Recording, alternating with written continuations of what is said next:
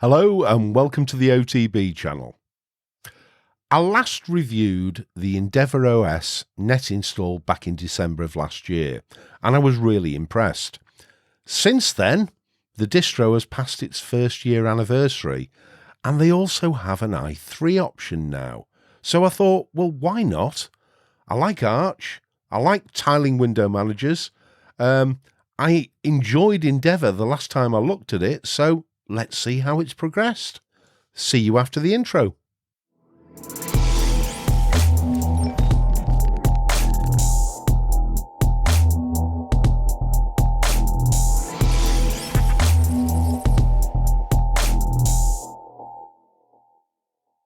Okay, welcome back.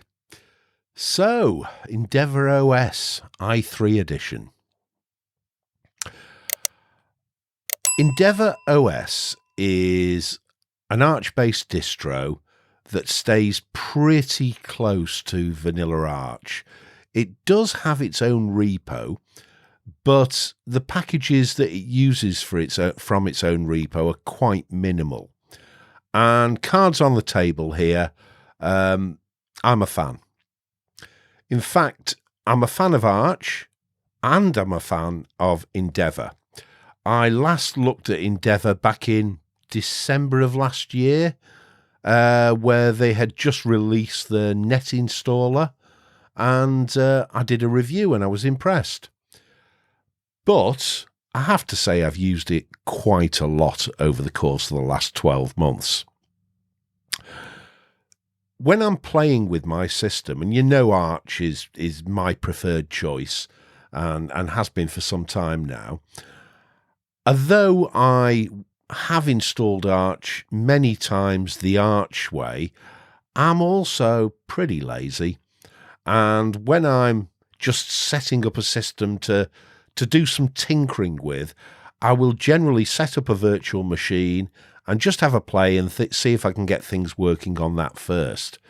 And I don't tend to go through the Arch way install when I'm doing that. I just install an Arch-based distro with an easy Calamares interface. And by default, I've tended to use EndeavourOS for that, because it just works for me. And it recently struck home that I perhaps need to revisit this because I use it all the time. And over the past week, personally, I've been doing some modifications to all my laptops. As many of you will know, I'm on the verge of moving into the cabin. And initially, I'm not going to be taking all my kit here into the cabin. I'm going to be replicating it with other kit, a lot of which I already have. And one of the things I am going to be using in the cabin to record is my laptop initially, and I'm going to leave my Intel NUC here. Well, I say my laptop, it will be one of my ThinkPads, an X260, but I actually have 4 ThinkPads. And they've all had a variety of different distros installed on them.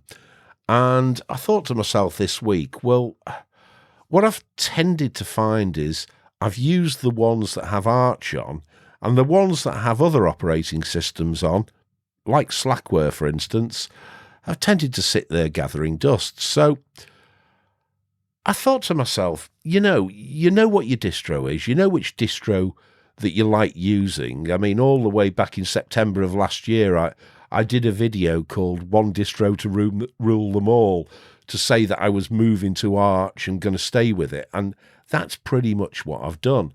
So I decided to wipe all the ThinkPads and install Arch on them all. And I used Endeavour for every single installation, simply because it saved me time. So I do an Endeavour installation using the Mate desktop, which is what I've got set up on my main machine here.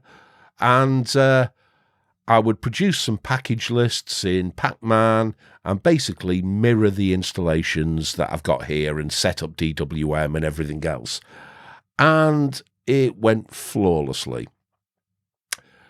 And so Endeavour, when I don't want to do an Archway install, is what I have tended to use. And I have no problem with that. I think for people who use Arch anyway, sometimes we just want something quick and easy. And if you're uncomfortable with the standard command line install with Arch, there's nothing, wrong with doing a straightforward quick install using one of the Arch distros. And I noticed that recently, I don't know how recently, but it just suddenly appeared that Endeavour are doing an i3 edition. Now, I've tried i3 in the past, very briefly when I first started moving over to tiling window managers, and I couldn't get to grips with it. And I haven't really looked at it since then. So I thought to myself, well, why not have a look at Endeavour's i3 edition and have another play? Not on the basis that I'm going to review Endeavour on what i3 is like, because Endeavour tends to stick pretty close to vanilla roots. But I was aware that they apply their own configuration to their version of i3, and so it might be, something worth looking at. And for those of you who are interested in installing Arch and perhaps moving into tiling, it might not be a bad first step, based on the fact that if you don't like it, once you've got Endeavour installed, you can install anything you want. So let's start by just going to the split screen and looking at the Endeavour website. So here we are at the Endeavour website, a terminal-centric distro with a dynamic and friendly community in its core. Okay, it's terminal-centric because it's Arch-based, of course, and for the most part, it sticks to the Arch repos, and for me, that's the big selling point. I like Manjaro as well, I really do. I think it's a great distro, and it too is based on Arch, but it has its own repos, and they hold back packages for a certain amount of time to ensure a little bit more stability. But for me, I like Arch. I find Arch stable enough, so Endeavour suits me more. And you've got, essentially, this took over from Antagos, I think it was. That was its spiritual ancestor. And it's got a Calamaris installer. And if you just want a straightforward, themed, nice desktop, well, you install XFCE, which is the delivery system that you will get before you install any other desktop. But if you want to choose another environment, well, you have a whole range of choices. You can install, as I said, XFCE, fully themed and very nicely themed. Or you can go on to what they call their online installer, which will just pull down the packages from the Arch repos, and you will get a vanilla base. I tend to go with Mate most of the time to start things off. But you've got LXQT there, you've got i3, which we're going to try today, and as it says, our version has a simple and easy configuration with LX appearance to handle the themes, which you'd probably want to install anyway, and an easy and clickable cheat sheet to get you started. Right, well, that's fine, so it's lightly configured. You wouldn't, on that basis, expect it to be too customized. It's simply got some basics there. You can also choose Cinnamon, Plasma, Gnome, Budgie, Deepin, and so it goes on. You can download the latest release from here, which is what I did, and they've got quite an interesting little wiki here that takes you through a whole range of things. They include Yay, an AUR helper, which is always useful.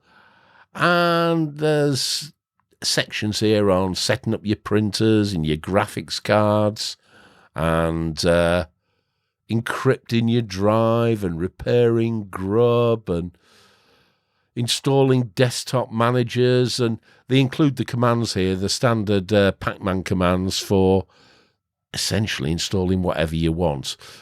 They also are in the process, I see, of producing an ARM version.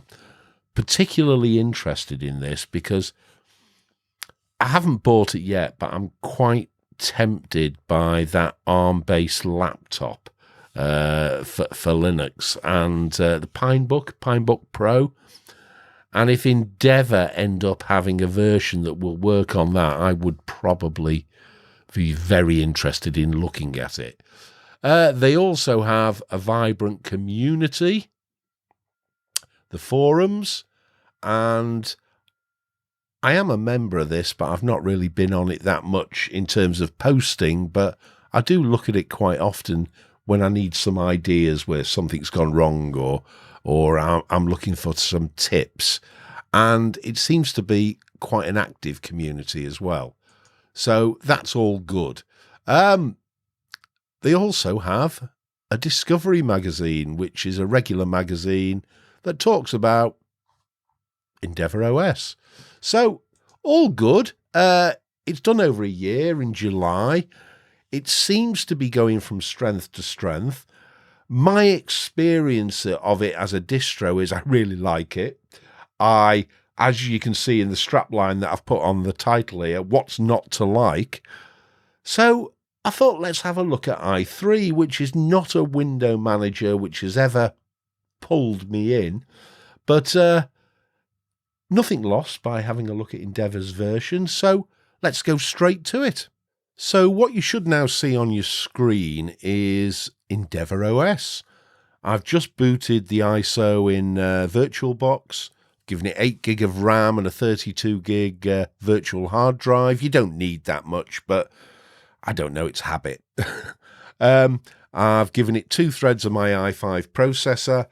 It went straight to full screen, which I'm always impressed with, and you're immediately greeted by this welcome screen and the desktop environment. Yeah, the desktop environment it's using is the Endeavour-themed XFCE, which is quite nice.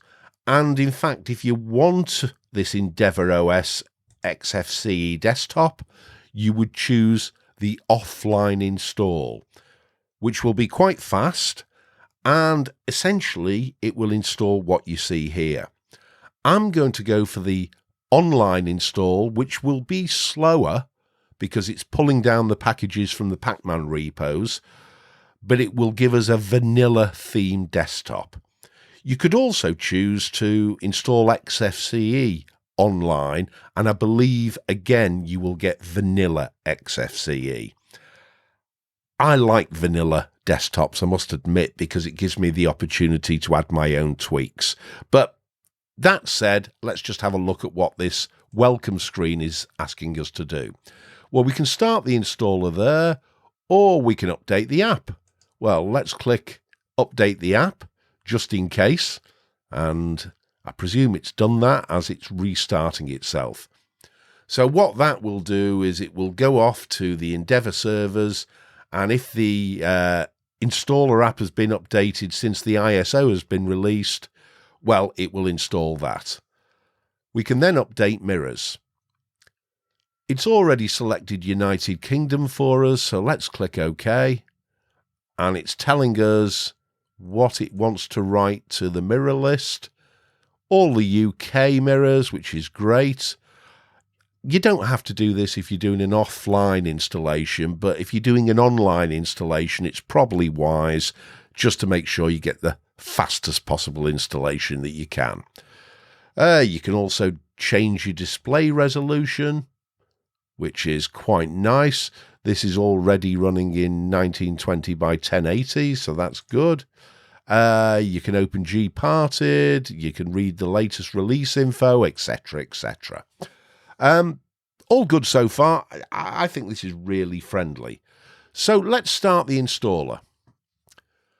We get, first of all, the option to choose offline, so that would be our XFCE themed desktop, or online. I'm going to choose online.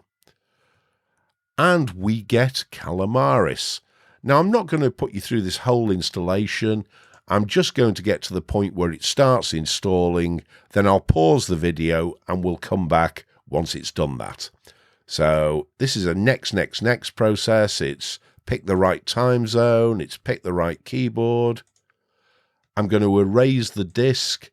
I'm not going to go for a swap partition as this is a virtual machine. And I now get to pick what packages I want installed. So you have XFCE there as an option anyway. I normally go for the Mate desktop as I use that as a base for my installations, but today I'm going to pick i3. I would normally go for printing support, but I'm not going to bother today. And if you have NVIDIA drivers, you would generally tick on that box as well. So let's hit next, and let's set up our username and password. It will no doubt complain that my password isn't strong enough, but I'm going to go with it anyway, and I'm going to use the same password for the root account. Am I sure? Yes, let's get on with it. So, that's now started. I'm going to pause this video, and we'll come back once it's done. Right, so the installation finished. It took a little while, but all went without error, and I've rebooted into the system, and I've just been having a little bit of a play around.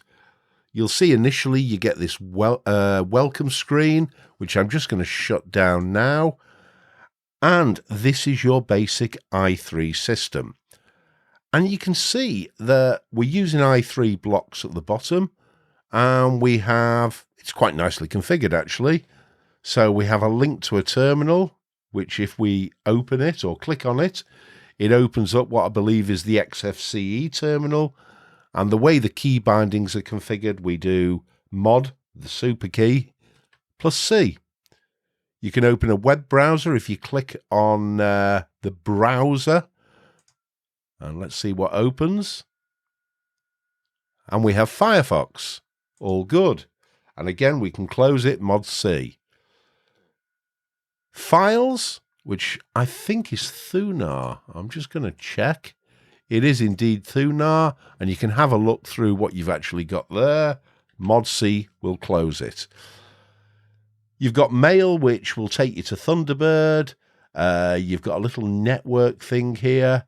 You've got something about your disk, how much disk space you're using. Or is that memory? Actually, that's memory there, isn't it? And that's disk space. And then we've got volume. I've actually got volume disabled here, so I wouldn't expect to see anything. And you have there a log out, reboot, shut down menu, which is all good, using, I believe, Rofi. So, the first thing you're going to want to know is what are the key bindings. And it has a shortcut to the key bindings here, mod, which is the Windows key, and F1. Now, when I looked at the key bindings initially, I couldn't get this to work.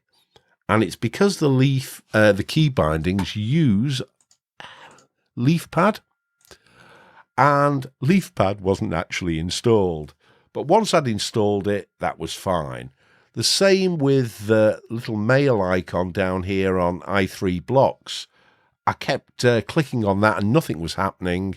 And it's because it's configured to open Thunderbird, and Thunderbird wasn't installed. So, guys, this is my only gotcha, really. If you're going to have links to certain files, make sure the files are installed on the default system. But if you're going to use a tiling window manager, you're probably going to be familiar with this anyway. So here's your key bindings, your basic key bindings. And this tells you that the mod key is your Windows key rather than the Alt key. Mod return starts a terminal, so super key and return. And there we go. And if I keep doing that, it'll keep opening a terminal. Mod C closes the terminal.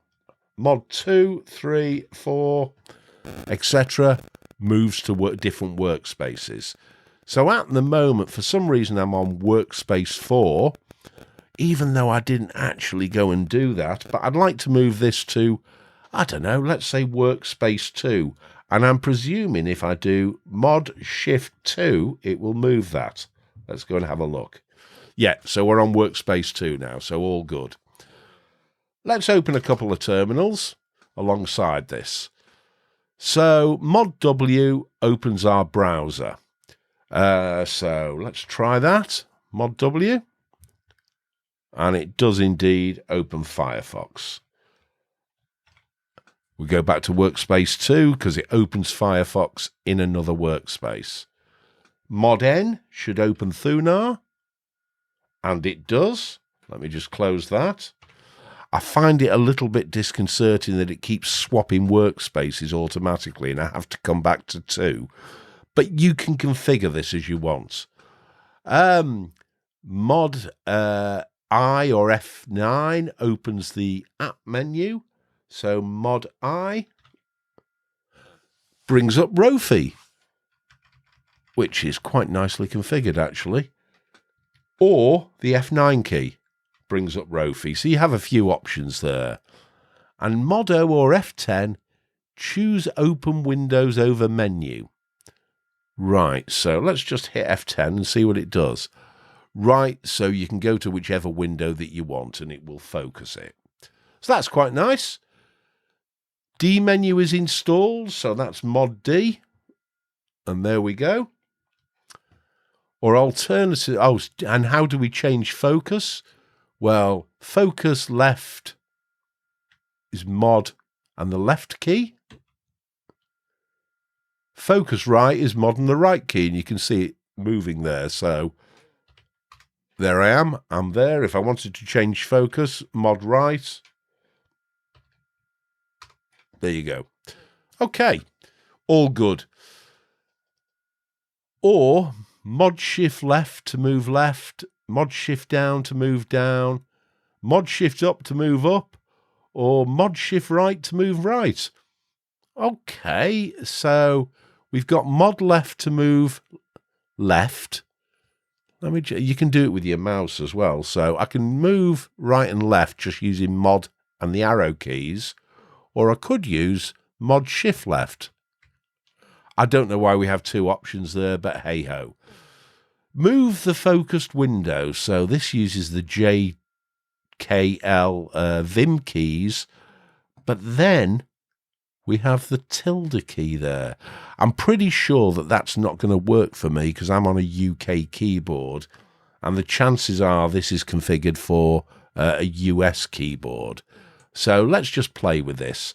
If I wanted to move this window, so let me just fill it up with something. I'll do an LSUSB. And if I wanted to move that over, I would presumably do Mod Shift J. And it's done it. Mod Shift tilde, I don't think is going to work for me. No, it's not, because it's a UK keyboard. But I can use, hopefully, Mod Shift right. Yes, that works. Okay, so it all right works fine. Resize floating windows with the mouse scroll. Well, let's have a look to see how we get to floating.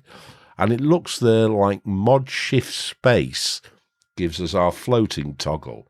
So Mod Shift Space, and we have a floating window. Okay, and in order to move that floating window, I can hit Mod Shift, and presumably if I hit my left key, it moves it about. If I move my right key, it allows me to change it. Okay, so that's good. Right, so how do we go from floating mode back to the normal mode?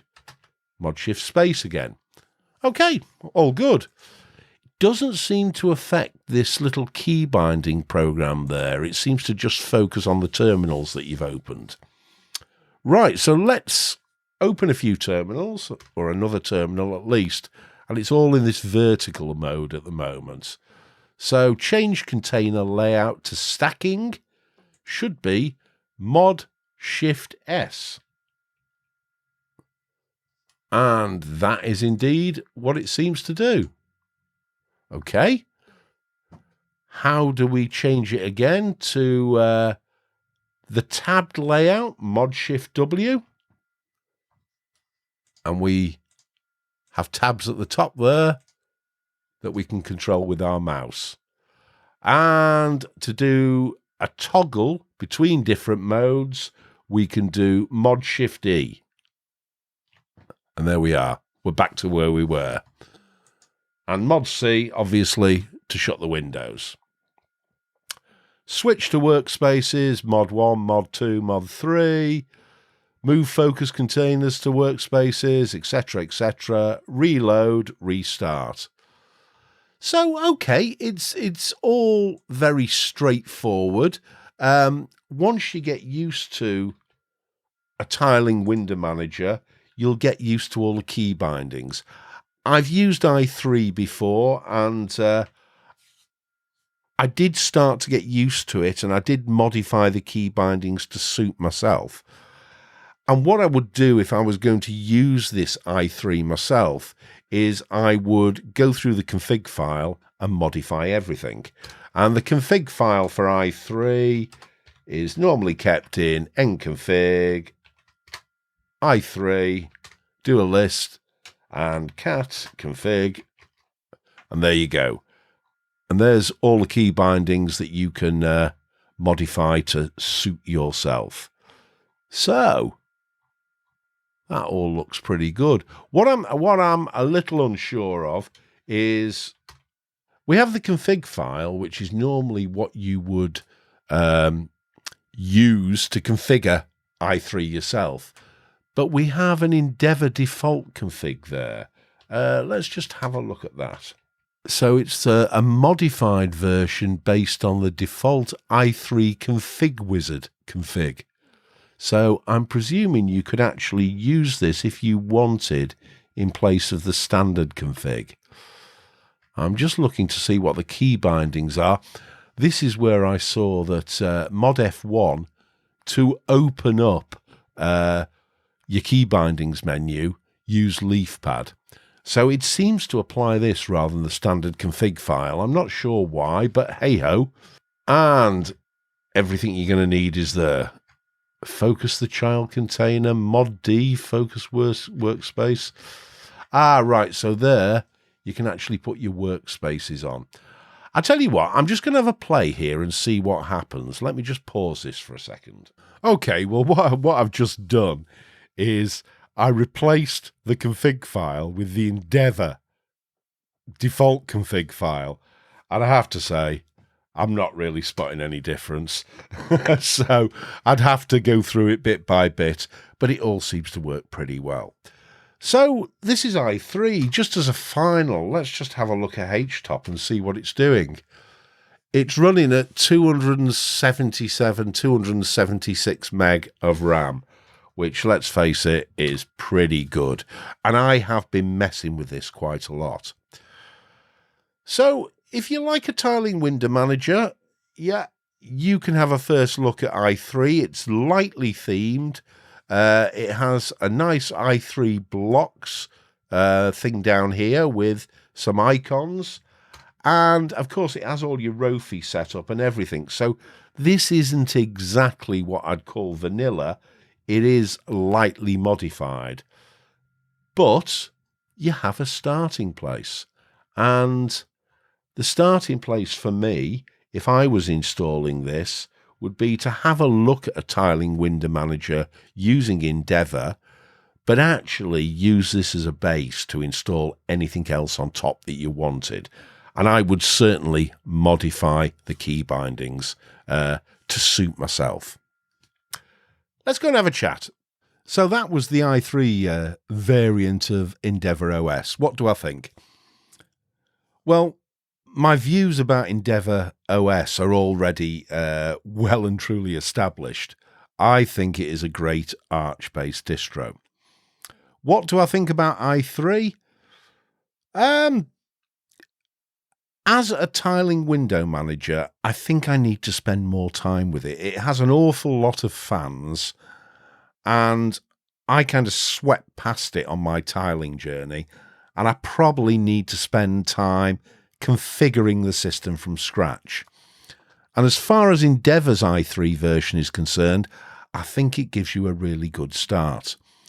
It's not completely vanilla because it has its own Endeavour's default configuration, and if I was installing it, I would probably start a configuration file from scratch and get all of my key bindings in it and work it up from there. But if you're interested in looking at tiling, it gives you quite a nice start, and Rofi and the likes are already configured. You've got some basic key bindings there. i3 blocks is already configured at the bottom, but with a gotcha. When you click on those little icons on the bar, if they don't work, have a look at what application they're pointing to, and there's every chance it might not be installed. I'm not going to criticize Endeavour for that because they make the point that they are installing a vanilla version. So although they're giving you a configuration file to start off with, it may not have all the apps that you will eventually use. So have a look at the key bindings and then check to see if each app that key binding points to is actually installed on your system. And if it's not, it's a quick Pacman -S away. You've already got Yay to start off with, so you've got access to the AUR. I can't recommend EndeavourOS highly enough. I'm going to have a play with i3 and see what I want, what I think about it. I think I've got to be fair with i3 because I haven't spent enough time with it.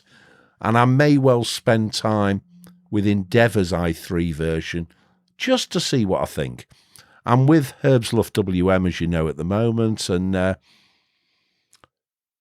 quite enjoying it, but it's not winning me over next to DWM. DWM is still the king of the tilers for me at the moment, but we'll see. We'll see. I could be tempted. Anyway, guys, that's it for today.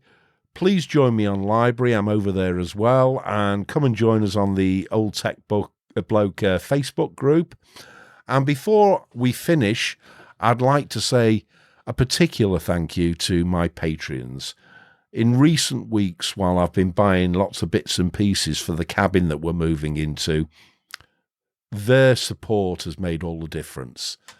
And that's Keybinds Schilderman, Robert Boudreau, Gary Moore, Aristotelis Papagiorgio, Stormpix, Stephen Cross, Mike Long, David Bird, Entropy UK, Richard Wade, Tiger, Philip Espy, Forrest Rhodes and Scott Russell. Whew. Okay, guys, thank you so much. You're making this channel all it can be. Hope you enjoyed this video, and have a great weekend, guys, and I'll see you next week.